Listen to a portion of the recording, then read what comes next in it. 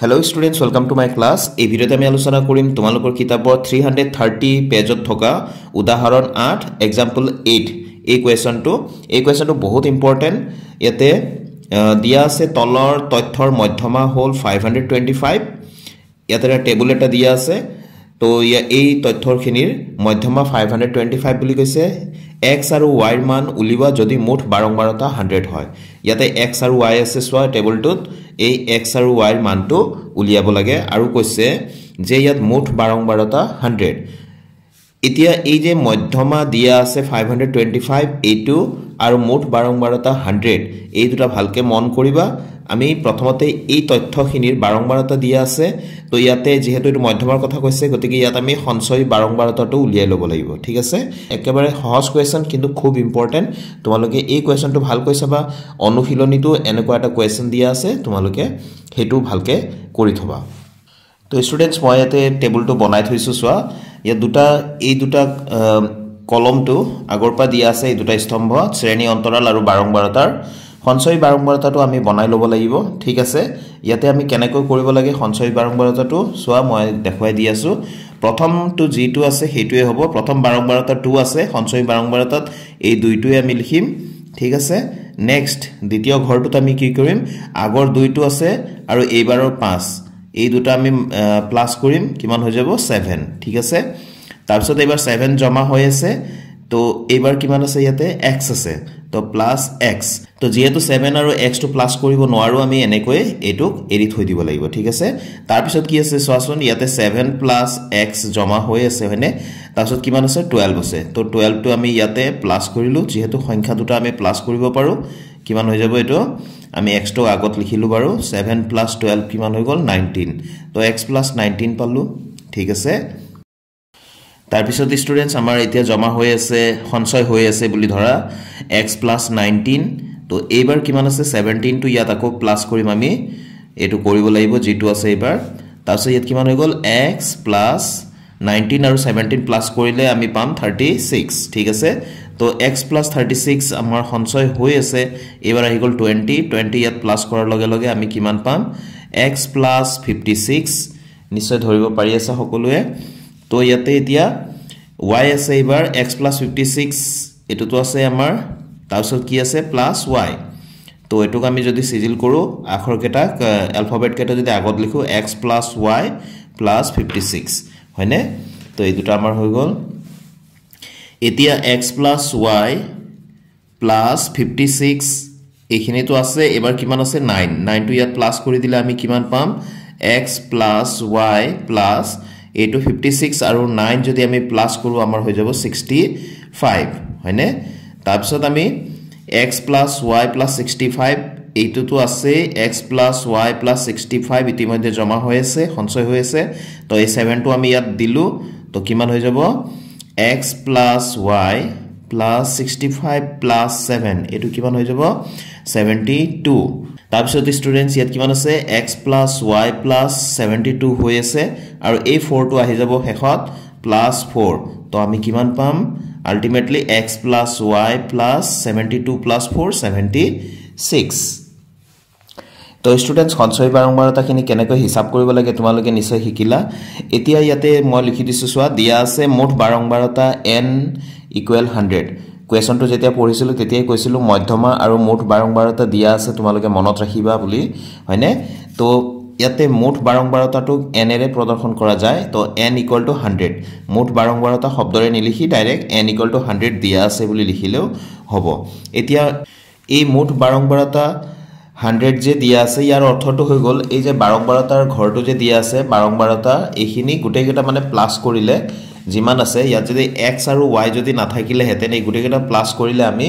ইয়াতে কিমান পাও 100 পালো হেতেন তাৰমানে ইয়াত 100 পালো হেতেন ঠিক আছে তো এতিয়া চাবা এই 100 টো যেটো আমি মুঠ বাৰংবাৰতা বুলি ইয়াত দিয়াও আছে বা ইয়াতে যোগ কৰি আমি পালো হেতেন যেহেতু x আৰু y আছে ইয়াতে গতিকে আমি যোগ কৰিব নোৱাৰো গতিকে এইটোকে এই ঘৰটোৰে যোগফলটো আসলতে 100 হয় এই যোগফলটো এই হেখত যে জি পাও সঞ্চয় বাৰংবাৰতাত তাৰ সমান হ'বই লাগিব ঠিক আছে তাৰ সমান হ'ব লাগিব আমি হেতুকে লিখিম এতিয়া তো স্টুডেন্টস মই লিখিলো গতিকে ইয়াতে শেষত কি পাইছিলো x + y + 76 তো x + y + 76 ইকুৱেল 100 এইটো হৈ গল মুঠ বাৰংবাৰতা ইয়াত শেষত জি পাম হেতু মুঠ বাৰংবাৰতাৰ হৈতে সমান হ'বই লাগিব ঠিক আছে তো ইয়াৰ পৰা x + y টো আমি ৰাখিলো বাওহাতে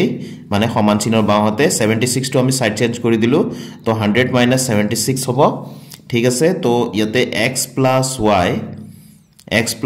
y ইকুৱেল এটো আমি মাইনাস কৰিলে কিমান পাও 24 এটোক আমি এক নম্বৰ সমীকৰণ বুলি দি থলো পিছত আমি ব্যৱহাৰ কৰিম ঠিক আছে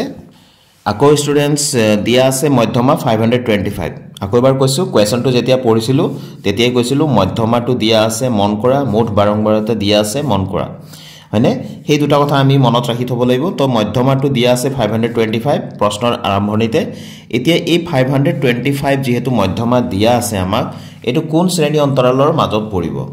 525 টো নিশ্চয় তোমালোকে জানা 500 তকৈ বেছি 525 হেতু 500 পৰা 600 এই শ্ৰেণী অন্তৰালৰ ভিতৰতে পৰিব হয়নে 500 to 600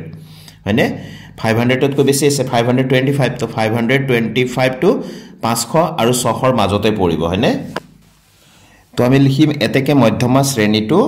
যেটো শ্ৰেণী অন্তৰাল হ'ব হেতু লিখিম 500 ৰ পৰা 600 ঠিক আছে তো স্টুডেন্টস আমি মধ্যমা শ্ৰেণীটো যেহেতু পালো আমি এইকেটা আমাক এতি আমি ইয়াৰ পৰা পাম L F C F আৰু H L মানে হৈ গল এই শ্ৰেণীটোৰ নিম্নতম সীমা নিম্ন সীমা কোনটো 500 ঠিক আছে নিম্ন সীমা মানে সৰুটো শ্ৰেণী অন্তৰালত কি আছে 500 আৰু 600 ইয়াৰ সৰুটোকে আমি L বুলি কওঁ অৰ্থাৎ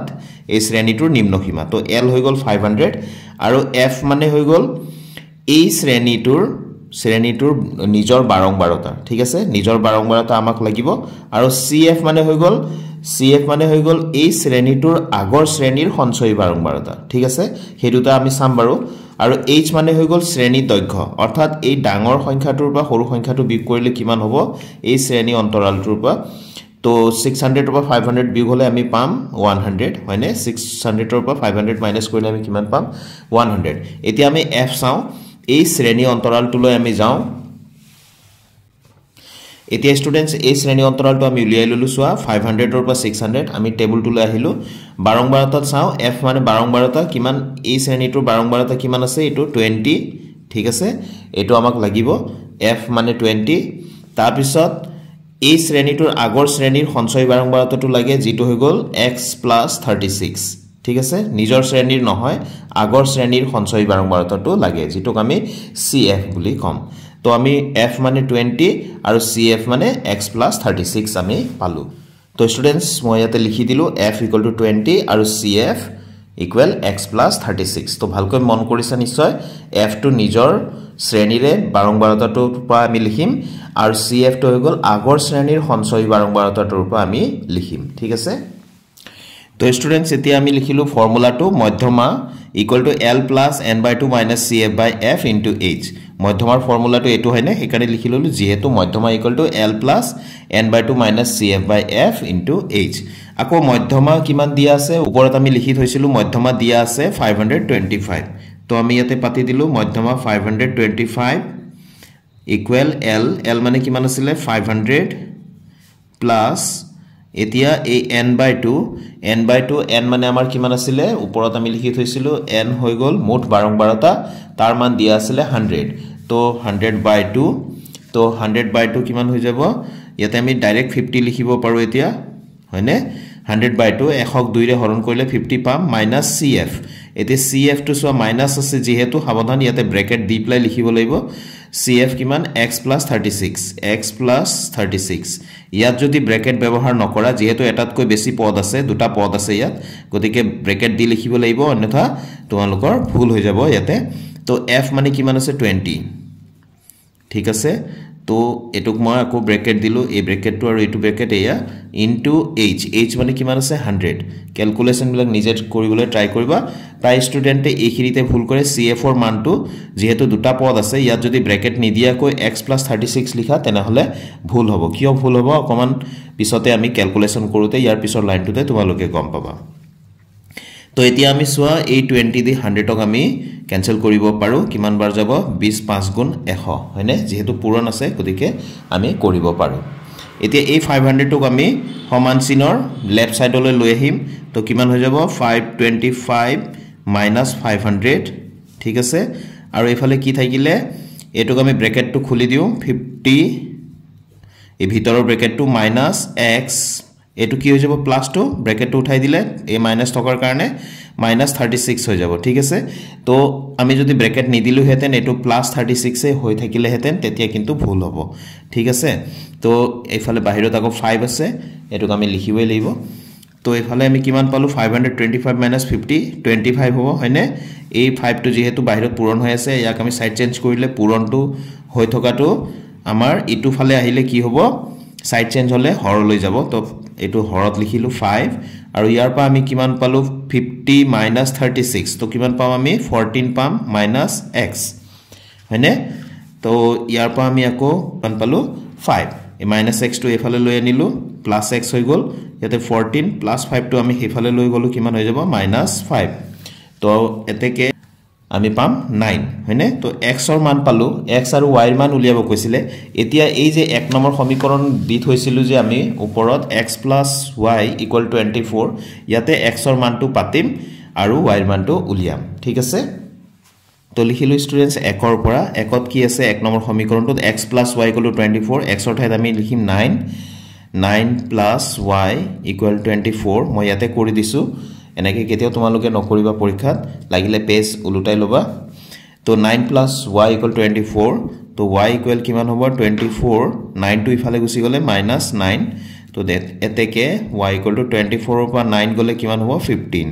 হয়নে তো x = আমি কিমান পাইছিলো 9 আৰু y মান কিমান পালো আমি 15 তো মই ওপৰৰ পৰা এবাৰ দেখাই দিছো সো স্টুডেন্টস এই টেবুলটো এটো আছিল সঞ্চয়ী বাৰম্বাৰতাটো তোমালোকে উলিয়াব জানিব লাগিব একেবাৰে সহজ তোমালোকে এবাৰ ভালকে চালে তোমালোকে বুজি পাবা খৰধৰ নকৰাকৈ ধুনিয়াকৈ তোমালোকে ক্যালকুলেশন খিনি কৰি যাবা ঠিক আছে এটো খুবই ইম্পৰ্টেন্ট কোৱেশ্চন আগতেও কৈছো আৰম্ভণিতে মই তো এই কোৱেশ্চনটো এবাৰ অহাৰ চান্স খুব বেছি তোমালোকে ভালকে কৰি থবা এইটো লগতে এনেকৈ আৰু এটা কোৱেশ্চন অনুশীলনীত আছে 14.3 তোমালোকে হেতু ভালকে প্ৰিপেয়াৰ কৰি থবা তো এই ভিডিওটো ইয়াতে সামৰিছো স্টুডেন্টস নেক্সট ভিডিওত আকৌ লগ পাম thank you students keep watching my channel